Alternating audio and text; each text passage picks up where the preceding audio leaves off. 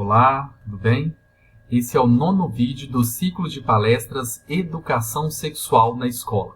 Eu sou Rony Rosa Martins e hoje apresentarei as respostas das perguntas feitas aos professores da Rede Municipal de Educação, relacionadas a vivências e perspectivas quanto à sexualidade e à educação sexual no ambiente escolar em que atuam. Assim, foi perguntado às professoras: quando deve-se trabalhar educação sexual na escola? As professoras apresentaram respostas diferentes, mas a maioria, 13 professoras, que equivale a 68%, responderam que se deve abordar o tema desde as séries iniciais, pois, se tratada desde o início do ciclo estudantil, deixará de ser um tabu nas escolas. Também responderam: vivemos em uma era em que a sexualidade está prematura, se antecipando a cada dia mais. E também responderam: para prevenir abusos. As professoras reconhecem que a sexualidade faz parte da vida de todos e que, como enfatiza Nunes na obra de Figueiró, ela é uma atividade histórica, em processo e mutável. Sempre terão novos significados e sentidos. Daí se vê a necessidade de trabalhá-la na escola desde as séries iniciais, de maneira gradual e contínua. Para Furlânio, a educação sexual deve começar na infância e, portanto, fazer parte do currículo escolar. Ela também cita que o sexo, o gênero, a sexualidade, a raça, a etnia, a classe social, a origem, a nacionalidade, a religião, por exemplo, são identidades culturais que constituem os sujeitos e determinam a sua interação social desde os primeiros momentos de sua existência. Esperar para abordar a sexualidade somente na adolescência reflete uma visão pedagógica limitada, baseada na crença de que a iniciação sexual só é possível a partir da capacidade reprodutiva. Com isso, a escola está atrasada em relação às expectativas e às vivências das crianças, adolescentes e jovens, em relação à sua capacidade de mudar comportamentos com as informações que oferece.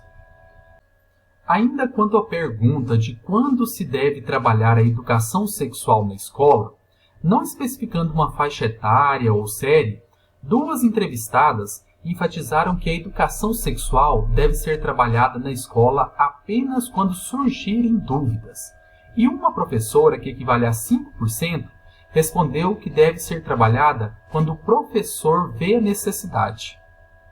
Sobre isso, Figueiró enfatiza que há crianças, por motivos diversos, que não farão perguntas relacionadas à sexualidade, mas isso não quer dizer que ela está esclarecida sobre o assunto.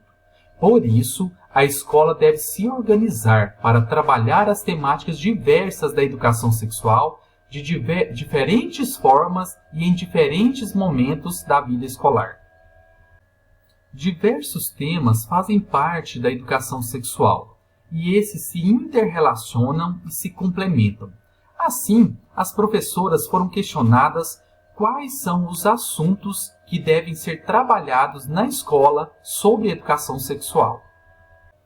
A partir das opções escolhidas pelas professoras, é possível perceber que nenhum assunto foi unânime, e o tópico mais marcado foi abuso sexual, seguido de temáticas relacionadas à saúde e cuidados com o corpo, como métodos contraceptivos, infecções sexualmente transmissíveis e gravidez na adolescência.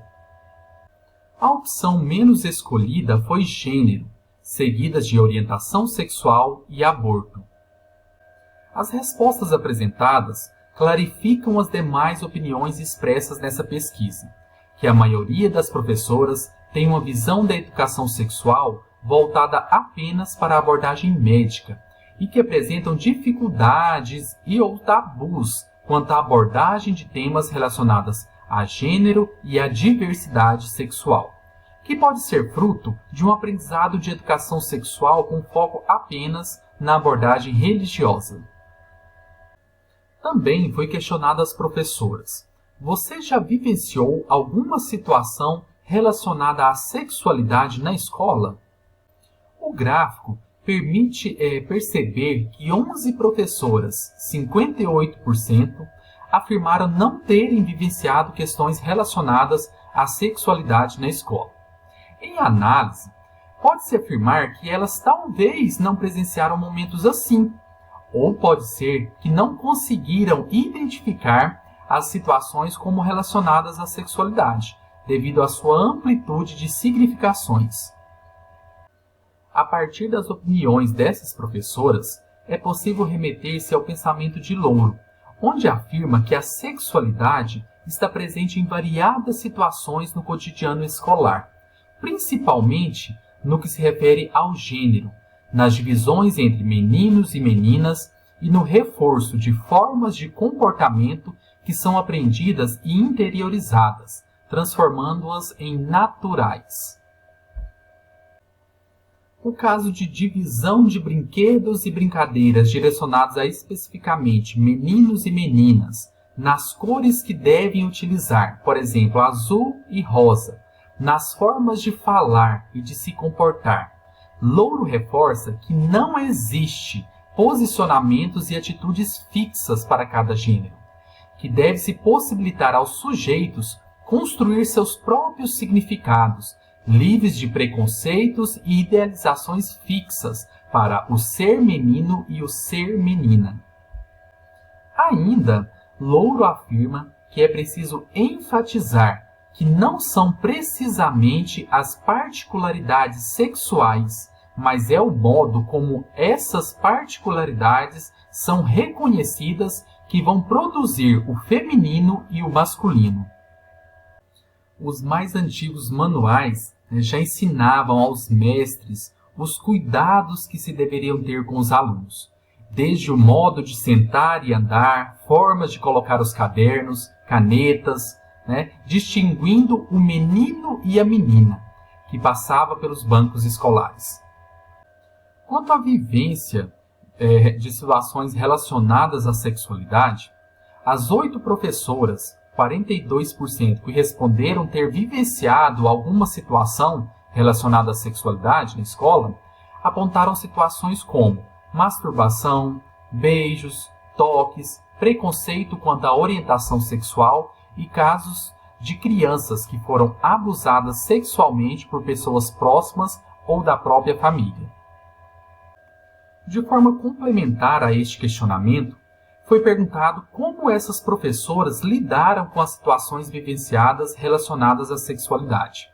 4 professoras, que relataram casos de abuso sexual, informaram que o procedimento foi solicitar auxílio à coordenação e à direção da escola, ao conselho tutelar e aos profissionais de psicologia da Secretaria Municipal de Educação ou da Prefeitura. As demais professoras que apresentaram outras situações afirmaram que conversaram individualmente com a criança, procurando entender o motivo para tais ações e fizeram orientações que julgaram adequadas de maneira calma e amigável. Foi questionado às professoras: já foi realizada alguma ação de educação sexual na escola em que você trabalha? 8 professoras, que equivale a 42%, responderam que não foram realizadas ações na escola em que trabalham.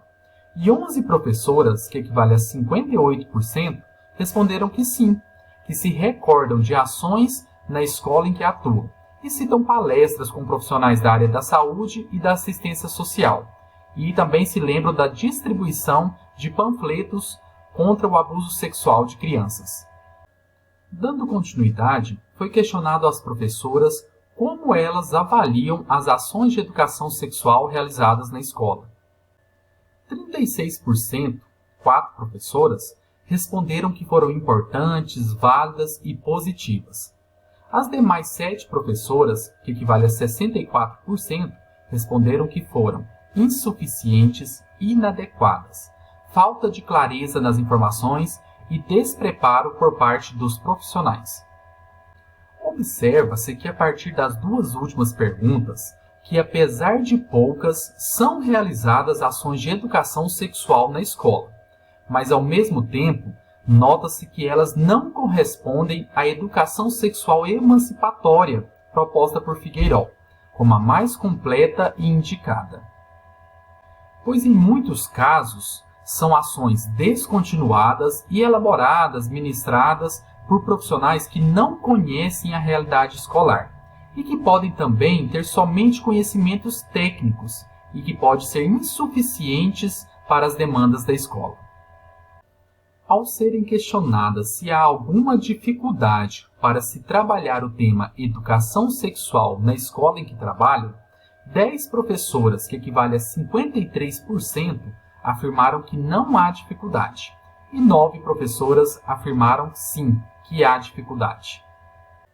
Quanto aos motivos limitantes para se tratar do tema educação sexual na escola, as professoras apontaram como principais dificuldades: conhecimento limitado, que era uma das opções que poderiam ser marcadas, e também a opção outros, onde 8 professoras que marcaram essa opção escreveram que a dificuldade é a aceitabilidade por parte dos pais. A opção preconceito teve 6 marcações, a opção motivos religiosos teve 3 marcações e a opção desmotivação teve 2 marcações. Quanto ao conhecimento limitado na área, conforme já exposto por Figueiró, é essencial que os professores estejam dispostos a refletir sobre seus conhecimentos e a aprender sobre o assunto, de modo que se familiarize e possam tratar da temática de modo agradável e confortável. O que pode contribuir para que isso ocorra são os programas, cursos de formações continuadas para professores, assim como esse ciclo de palestras. Quanto à dificuldade apresentada ser a preocupação da aceitabilidade por parte dos pais, é de certo modo compreensível, pois não foi tão simples e amigável o percurso da educação sexual no Brasil, assim como vimos nos vídeos anteriores. Um dos exemplos foi em 1972, quando uma professora foi demitida por trabalhar com um livro que os pais consideravam inadequado às crianças. Em 1992, em Londrina, no Paraná, um professor foi acusado de aliciamento sexual por pais de determinada religião, por trabalhar educação sexual. Também na mesma cidade, em 2004, uma professora foi acusada de ensinar atitudes pornográficas às crianças, quando estava ensinando sobre aparelho reprodutor e relação sexual. Devido a esses e outros casos, muitos professores se sentem inseguros em introduzir essas temáticas em suas aulas, pois têm receio de como os pais podem reagir quanto ao ensinamento de temáticas relacionadas à sexualidade, por serem consideradas polêmicas. Em alguns desses casos apresentados, os colegas não tiveram posicionamento favorável da equipe diretiva, não tiveram apoio de outros colegas. E esses acontecimentos poderiam servir de oportunidade para problematizar a questão no espaço da escola e identificar como a escola deve se posicionar, tendo segurança para poder conversar com os pais sobre a importância de se trabalhar educação sexual na escola. Outro fato que pode reforçar o receio dos professores é a crescente de movimentos conservadores, como o Escola Sem Partido e o Movimento Brasil Livre, que reforçam que a educação sexual deve ser feita apenas pela família e que a escola não deve abordar temas como gênero e diversidade sexual. Esses movimentos tentam criar conflitos entre os pais e a escola em relação à sexualidade. Para finalizar os questionamentos, foi perguntado às professoras: como você se sentiu ao responder essas perguntas? Os sentimentos foram diversos. 6 professoras, que equivale a 32%, responderam que foi tranquilo. 4 professoras, 21%, expressaram que se sentiram confortáveis para responder. 3 professoras, 16%, responderam que se sentiram inseguras. E outras 3 professoras se sentiram reflexivas. 2 se sentiram incomodadas, inquietas, e 1 se sentiu decepcionada. Destaco dentre esses 3 posicionamentos, que eu vou ler para vocês. Abre aspas. Incomodada, pois tive que parar para pensar sobre o assunto e percebi que o tema, muitas vezes, não é trabalhado de forma adequada na escola. Fecha aspas. Outra professora responde, abre aspas, inquieta, pensativa, preocupada em como estamos fazendo sobre a questão da sexualidade enquanto educadores, formadores de opinião, temos muito a refletir e a aprender. Fecha aspas. E outra disse, abre aspas, decepcionada por não ter tido momentos de formação sobre o tema. Fecha aspas.